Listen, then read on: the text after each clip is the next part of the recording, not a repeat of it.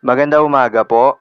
Narito na po ang magiging lagay ng panahon ngayong araw ng Sabado, November 9, 2024.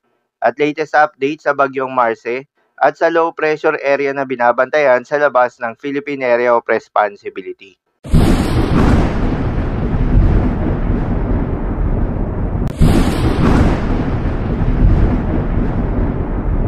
Sa kasalukuyan at ayon sa pag-asa, ang bagyong Marce nga ay patuloy na kumikilos papalayo sa ating bansa at wala na rin itong direktang epekto sa anumang bahagi ng ating bansa.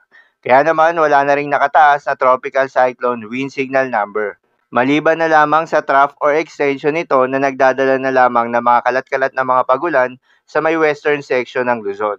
Samantala, yung low pressure area na binabantayan ng pag-asa na nasa labas ng Philippine Area of Responsibility na nasa may silangan ng Luzon ay tumaas yung tsansa na maging bagyo o nasa medium chance na ito.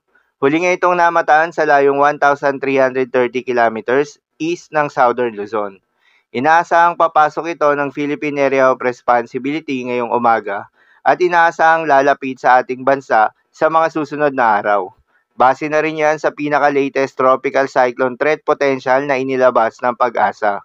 Isang bagong low pressure area naman na nagdevelop sa labas pa rin ng Philippine Area of Responsibility at huli naman itong namataan sa layong 3,115 kilometers east ng Northern Mindanao. Sa ngayon ay mababa pa naman yung tsansa nito na maging isang bagyo sa susunod na 24 oras.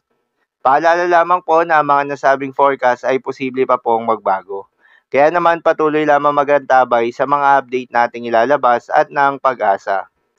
Para naman sa magiging lagay ng panahon ngayong araw ng Sabado, dahil nga sa trough or extension nitong si Bagyong Marce, asahan sa La Union, Pangasinan at Zambales ang maulap na kalangitan na may kalat-kalat na mga pagulan o thunderstorms. Posible ang mga pagbaha o pagguho ng lupa during severe thunderstorms. Habang sa Metro Manila at nalalabing bahagi pa ng ating bansa ay asahan rin yung bahagyang maulap hanggang sa maulap na kalangitan na may kalat-kalat na mga pagulan o thunderstorms. Dulot naman yan ng mga localized thunderstorms. Posible rin ang mga pagbaha o pagguho ng lupa during severe thunderstorms.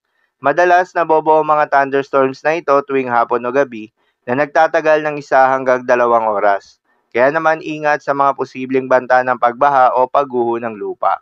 Para naman sa magiging lagay ng mga dagat baybayin, ayon sa pag-asa ay may nakataas pa rin tayo na gale warning sa mga seaboards ng western coast ng Ilocos Norte at western coast ng Ilocos Sur. Payo ng pag-asa ay huwag munang pumalaot yung mga kababayan nating mangingisda at yung may mga maliliit na sasakyang pandagat dahil inaasahan pa rin yung maalon hanggang sa napakaalon na karagatan. So yun lamang po para sa lagay ng panahon ngayong araw ng Sabado. Keep safe everyone.